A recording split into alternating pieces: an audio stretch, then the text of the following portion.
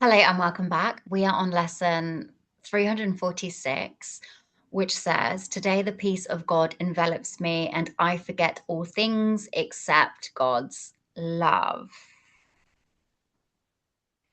This lesson invites you to let the peace of God be your primary reality today. Let's just take a minute, especially with this time of year. This one is so needed, isn't it? Not the noise of the world, not the worries or the rush. It reminds you that what you usually focus on, time, task, judgment, fear, are part of an illusion. The real lasting thing is love, and that can unfold you if you'll let go of distraction and remember what is timeless. Again, this is just a reminder to step back from the illusion, you know, not be pulled in by the noise of the world, and remember that everything that, like we've said throughout the whole course, everything that you need is in the peace of God, right? um that's where your true fulfillment resides. That's where your wholeness resides. That's where love resides. That's where peace resides. That's where your natural abundance resides. And when you rest in that, the noise of the outside world quietens, right? And because the world reflects you, then your reality shifts as a result of you allowing yourself to be enveloped in God's peace. And you get to forget all things except his love.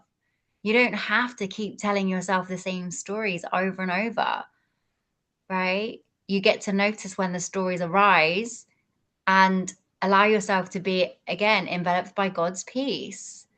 Um, this is just, again, anchoring us back into the true nature of who we are. And we should stop fighting it and resisting it. That's easier said than done, though, right? Isn't it? But it does get easier. Like, again, me and Karina were having a chat, as we always do.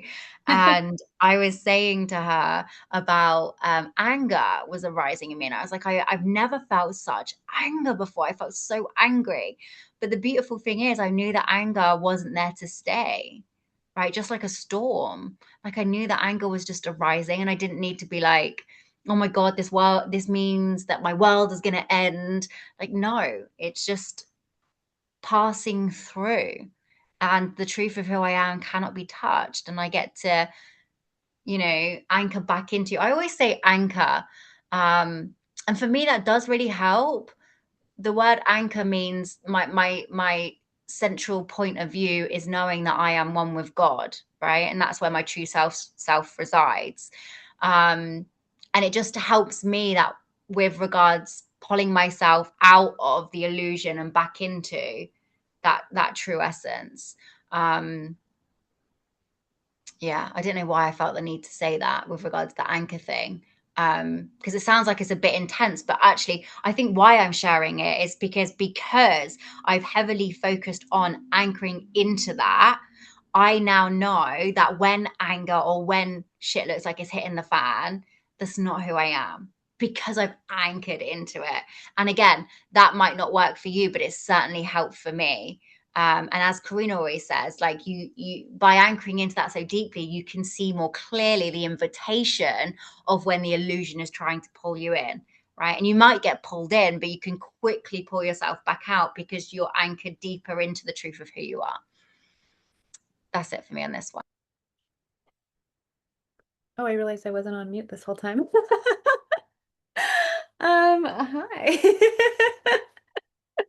Good job you weren't singing or being like, she's talking a load of crap, don't listen to Well, I was her. moving my stuff around. I was like shuffling around, changing positions, getting like the pillows behind me all comfortable, and like, fluffing up my hair, checking my phone. So if you see little frames of me popping in with making noise, I apologize. Anyway, um, lesson 346. Sorry. I'm like, all I keep thinking is about, I hope it was nothing embarrassing.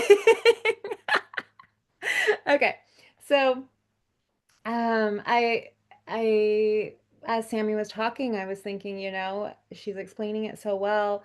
It really is just a matter of like anchoring into the now, anchoring into that, like that fountain, that peace of God, that love of God is available to us at any time. It is that I talk about, we all have a fountain of love, this infinite fountain of love. And I've used the analogy of like the magic oven, pizza oven.